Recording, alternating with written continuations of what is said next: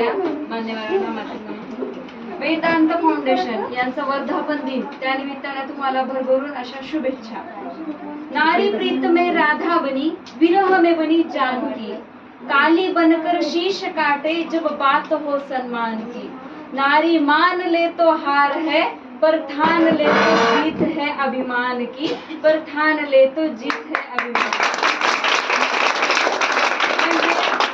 ही नारी शक्ती एक अशी शक्ती आहे, देवानी ह्या शक्तीला कोणत्या स्वरूपात, आईच्या स्वरूपात, बहिणीच्या स्वरूपात, बायकोच्या स्वरूपात असे या धर्तीवर पाठवलेले.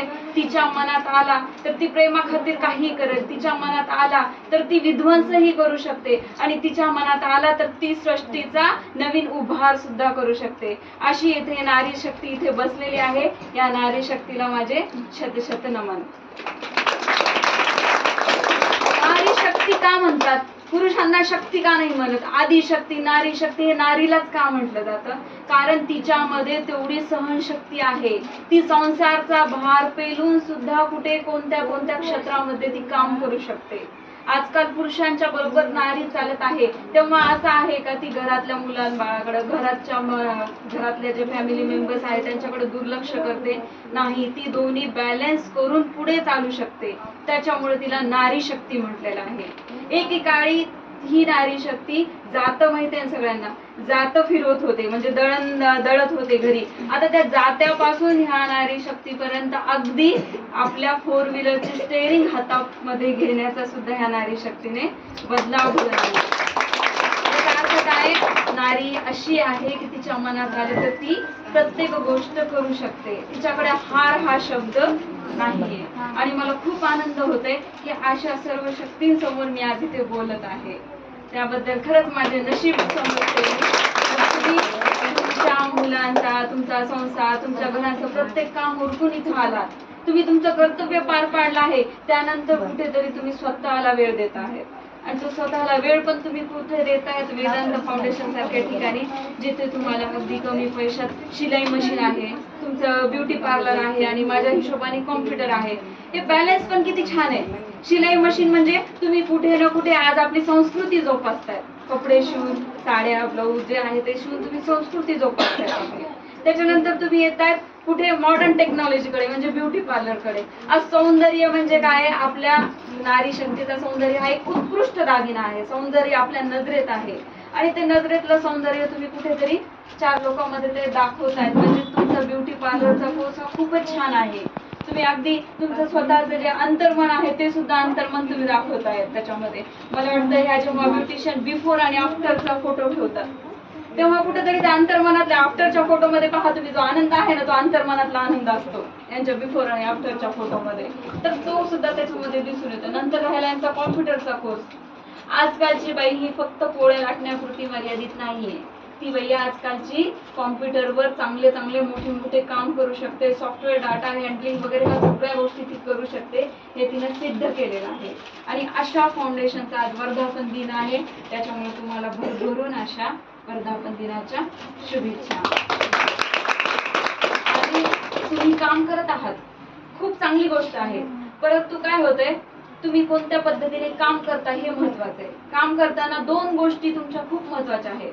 तुम्हाला आयुष्यामध्ये जर यशाच्या शिखरापर्यंत जायचं असेल तर पहिली गोष्ट आहे तुम्हाला सातत्य, आणि दुसरी गोष्ट आहे तुमची जिद्द.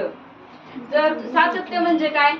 माझ्या मैत्रिणीने क्लास लावला, तिने ब्युटिशियनचा लावला म्हणून मी ते लावला. माझ्या मैत्रिणी शिवण क्लास लावला म्हणून मी शिवण क्लास, तिने आता मध्येच कॉम्प्युटरचा लावला मी, हे नाही. तुम्ही जो क्लास करताय तो अगदी मनातून करा. त्याच्यामध्ये प्रत्येक गोष्ट, लहान लहान गोष्टी तुम्ही मनातून शिका, आणि त्याच्यानंतर तुमचं करिअर त्याच्यात बनवा. आणि त्याच्यानंतर जे मिळालेलं यश आहे ना, त्या यशाला म्हणजे तुम्हाला आनंदाला पारावार राहणार नाही जेव्हा तुम्ही त्या यशापर्यंत जाताल तेव्हा. त्याच्यामुळे कामात सातत्य खूप महत्वाचं आहे. कोणत्याही कामाची धरसोड करण्यापेक्षा एकाच कामात सातत्याने ते पूर्ण करायचं. आणि जेव्हा तुम्ही एका कामाच्या मागे लागताल ना, तेव्हा तुम्हाला लोक वेड समजतात. की काय घेऊन बसली ही. कदाचित घरचे असतील, कदाचित मित्रमंडळी असतील, कदाचित तुमचे रिलेटिव्ह असेल, कोणी असेल. एकच नाद लावलाय, ही वेडी झाली. जेव्हा तुम्हाला असं म्हणण्याची सुरुवात झाली तेव्हा समजायचं की तुम्ही तुमचं यश नक्कीच गाठणार आहे. कारण वेडेपणा हा पहिला सूत्र आहे यशापर्यंत जाण्याचं. त्याच्यामुळं तुमच्या कामाबद्दल वेळ लावून घ्या की मला माझं घरचं आठवून मला याला वेळ द्यायचा आहे आणि मला याच्यात माझं नाव लौकिक करून दाखवायचंय. त्याला म्हणतात सातत्य. आणि त्याच्यानंतर जिद्द. जिद्द कशी? आपली जिद्द दोन प्रकारची असते. आपल्याला एखादी साडी आवडली तर मग नवऱ्यासोबत भांडून का होईल ती साडी आणून टाकू, ती एक जिद्द झाली. आणि दुसरी जिद्द कशी? मला साडी नाही आली ना मग माझ्या दोघी पण नाही आणायला पाहिजे, ती एक जिद्द असते. तिने साडी नाही आणायला पाहिजे, ही जिद्द आहे ना, ही घरच्या प्रतिमेत. पण कामातली जिद्द कशी पाहिजे? आजचा माझा वेळ आहे ना, हा वेळ मी याच्यातला 1 तास कसा वाचवू शकते, 1 तासामध्ये मी कोणतं काम करू शकते, माझ्या केलेल्या कामामध्ये मी कुठं कुठं चुका केल्यात आणि ज्या चुका झाल्या त्या मी कशा सुधारू शकते. ही जिद्द, तुमची ही जिद्द जी असेल ना, या जर तुम्ही स्टेपने जर काम केलं तर तुम्ही नक्कीच, तुम्हाला वेळ लागेल परंतु तुम्हाला जे पाहिजे आहे, तुम्हाला ज्या ठिकाणी तुम्ही अपेक्षित आहात की मला या इथपर्यंत माझं यश गाठायचं आहे, ते नक्की भेटेल. 1 दिवसात काहीच होणार नाही, पण 1 दिवस असा होईल की तुमच्या मनासारखं सगळं घडून जाईल. त्याच्यामुळे त्या 1 दिवसाचं स्वप्न आहे, ते स्वप्न तुम्ही रोज पाहायला सुरुवात करा. आणि जेव्हा तुम्ही स्वप्न पाहताल, जेव्हा तुम्हाला तो दिवस दिसेल, त्या दिवशी तर तुम्हाला लक्षात येईल की तुमचं सातत्य आणि तुमची जिद्द किती महत्वपूर्ण होती. परंतु एक गोष्ट आहे, मी बऱ्याच ठिकाणी अनुभवले, भरपूर माझ्या मैत्रिणी, माझ्या बहिणी स्वप्न पाहतात, त्या ते पूर्ण करण्याची तयारी ठेवतात, परंतु नकारात्मक विचार, ज्यांना आपण निगेटिव्ह पॉइंट्स म्हणतो, हे त्यांना कुठेतरी मागे वळून देतात. आता नकारात्मक विचार कोणते असू शकतात? तुम्ही पार्लरचा करताय, तुम्ही शिवण क्लास करताय, तुम्ही कॉम्प्युटरचं करताय, कदाचित तुम्हाला घराबाहेर पडावं लागत असेल, जात असेल, तर तुमचे नकारात्मक विचार तिथून सुरत, माझ्याच्याने होईल का नाही, मी करेल का नाही, घरचं ऍडजस्ट होईल का नाही, मी गेले तर मला जमेल का नाही, का नाही, to be or not to be. आपण एवढे फसून जातो त्याच्यामध्ये. आणि ते नकारात्मक विचाराने आपला स्वतःचा सगळ्यात मोठा शत्रू आपण स्वतः. कोणीच नाही. जर तुमची मैत्रीण आहे ना, तुमची जाऊ आहे ना, तुमची सासू आहे ना, तुमचा नवरा आहे ना, तुमचे लेकर, स्वतःचा शत्रू आपण स्वतःच आहे. जर मी स्वतःला मागे ओढण्याचा प्रयत्न केला, नाही माझ्याचे नाही होणार, तर मग आयुष्यभर होणार. स्वतःला पुढे जायचं आहे तर स्वतःच्या आत्मविश्वासाने पुढे जायचंय. आता आत्मविश्वास वाढवायचा कसा? कोणत्या पण कामामध्ये आपला आत्मविश्वास कसा असतो? तिचं पाहिलं, तिचं कौतुक झालं, तिला आवड भेटला, तिचं काही सत्कार वगैरे झाला की आपला आत्मविश्वास घरी पहिल्या रात्री एवढा असतो, नाही मला करायचं नाही, आणि दुसऱ्या दिवशी ते भांडे धुताना ते पण निघून जातो. तो आत्मविश्वास काहीच कामाचा आहे. आत्मविश्वास कसा पाहिजे? आपल्या प्रत्येक श्वासामध्ये आत्मविश्वास पाहिजे. मी आता ह्या क्षणामध्ये, मी 1 घंट्याभरामध्ये मी ते विसरून जाणार नाही. मला माझं जे काम करायचंय ते काम मी जोपर्यंत माझा श्वास आहे तोपर्यंत मी ते काम करणार आहे.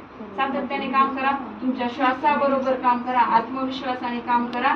जर श्वास संपला तर माणूस संपतो, आणि जर आत्मविश्वास संपला तर तुम्ही जिवंत असूनही नसल्यासारखे आहात. त्याच्यामुळे आत्मविश्वासाने काम करायला शिका. चुका घडत राहतील, परंतु त्या चुकातून जो मार्ग भेटेल, त्या चुकातून जर तुम्ही पुढे जाता तेव्हा तुम्हाला लक्षात येईल की तुम्ही काय करू शकता. जर तुम्ही शिवण क्लासमध्ये तुम्ही ड्रेस शिवताय, तुम्ही ब्लाऊज शिवताय, पहिल्याच कटिंग मध्ये तुम्हाला येतोय का? कदाचित तुम्हाला वारंवार त्याची शिलाई करावी लागेल. तर तुम्ही हेअरस्टाईल करताय, ते एकच कट मध्ये तुम्हाला प्रत्येक कट जमून जात आहेत का? नाही, तुम्हाला कदाचित त्यासाठी प्रॅक्टिस करावी लागते. तुम्ही कॉम्प्युटर शिकताय, मॅडमनी कॉम्प्युटर ओपन केल्याबरोबर तुम्हाला सगळं कळालं का? ओपन आणि शटडाऊन केलं म्हणजे तुम्हाला सगळंच कॉम्प्युटर आलं का? नाही. त्याच्यामध्ये प्रॅक्टिस महत्वाची आहे. कोणत्याही क्षेत्रामध्ये प्रॅक्टिस महत्वाची आहे. अगदी पोळ्या लाटण्यापासून तर गाडी चालवण्यापर्यंत, अगदी मुलं सांभाळण्यापासून तर देशाला घडवण्यापर्यंत, सगळ्याच गोष्टीमध्ये तुमचा आत्मविश्वास, तुमचं सातत्य, तुमचा परिश्रम, तुमची मेहनत खूप महत्वाची आहे. आणि काम करताना तुम्ही जर ह्या गोष्टी सोबत घेऊन काम केलं ना, तर तुम्हाला अपेक्षित आहे त्याच्या पुढचं यश मिळेल. आणि मला असं वाटतंय, इथे ज्या सगळ्या बसलेल्या आहेत, ह्या छोट्या मुली आहेत, ह्या लेडीज आहेत, तुमच्या प्रत्येकाच्या चेहऱ्यावर मला कुठं ना कुठं तो आत्मविश्वास दिसतोय. त्याच्यामुळे त्या गोष्टीचा मला खूप आनंद वाटतोय. इथे तुम्ही जेवढ्या जणी बसलात का, तुमच्यामधला जो आत्मविश्वास दिसून येतो, त्या गोष्टीचा मला खरंच खूप आनंद वाटलाय. आणि आपण जेव्हा काम करतोय, आपण जेव्हा मेहनत करतोय, तेव्हा मागे ओढणारे भरपूर असतात. त्यांना त्यांचं काम करून द्यायचं. ते खड्डा खोदायला की आपण उडी मारायची शिकायची. खड्डा खोद बाबा, तू माझी उडी आणखी मोठी होईल. त्याच्यामुळे आपण नकारात्मक गोष्टीकडे जायचं नाही. आपण काम करताना सकारात्मक दृष्टिकोनानेच काम करायचं. एक छोटंसं तुम्हाला उदाहरण देते. दोन चांगले मित्र असतात, त्याच्यामध्ये तो दोघांचं काम काय असतंय, मूर्ती घडवायचं.